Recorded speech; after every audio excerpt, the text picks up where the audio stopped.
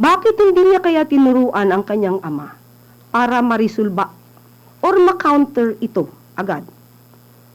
Okay? Meron pa pong isa. November 29, 2016, 9 injured in bomb blast targeting Duterte's security team.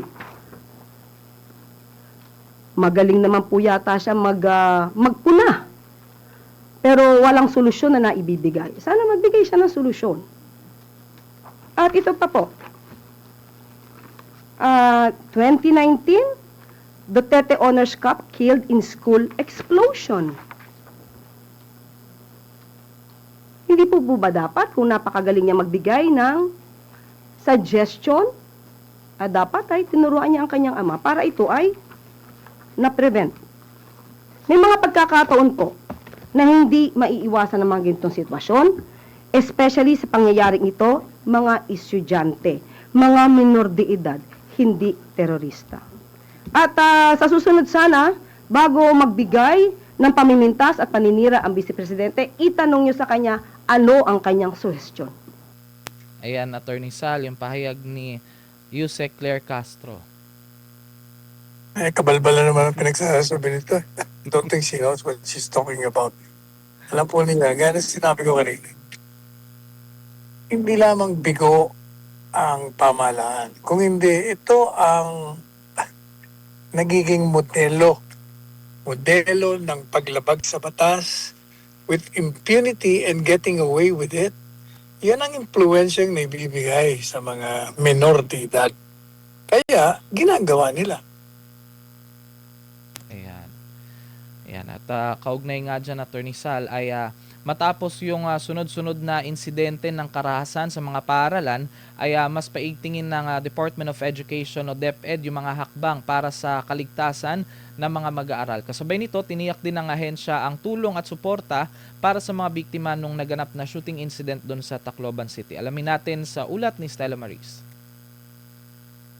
Mas magiging mahigpit ang pagpapatupad ng mga security protocol sa mga paaralan sa buong bansa matapos sa mga naitalang insidente ng pananaksak, pang-aabuso at pamamaril sa loob ng mga campus. Ayon sa Department of Education, maglalabas ang ahensya ng mga karagdagang direktiba upang higit na maprotektahan ang mga estudyante at mapanatili ang ligtas na kapaligiran sa pag-aaral. Kasunod ito ng pagpapatupad ng DepEd Order No. 006 Series of 2026 o ang guidelines sa ensuring a safety and motivating learning environment bago magsimula ang klase nitong Hunyo. Sa kabila nito, patuloy na sinusuri ng ahensya ang iba pang hakbang upang mapigilan ang karahasan sa mga paaralan.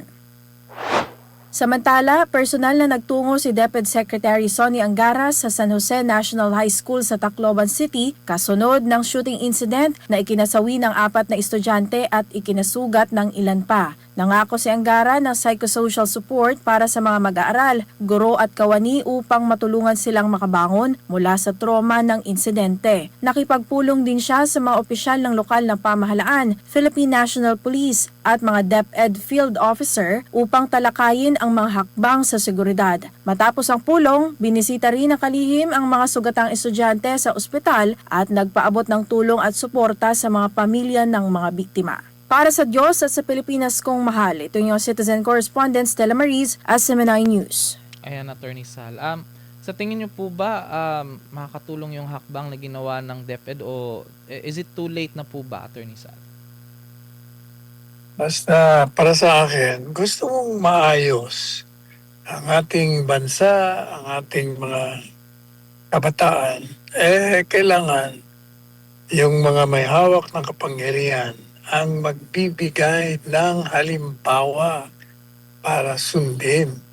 Hindi yung halimbawa nila ang paglabag sa batas. Yan ang impluensyang ibinibigay sa mga kabataan.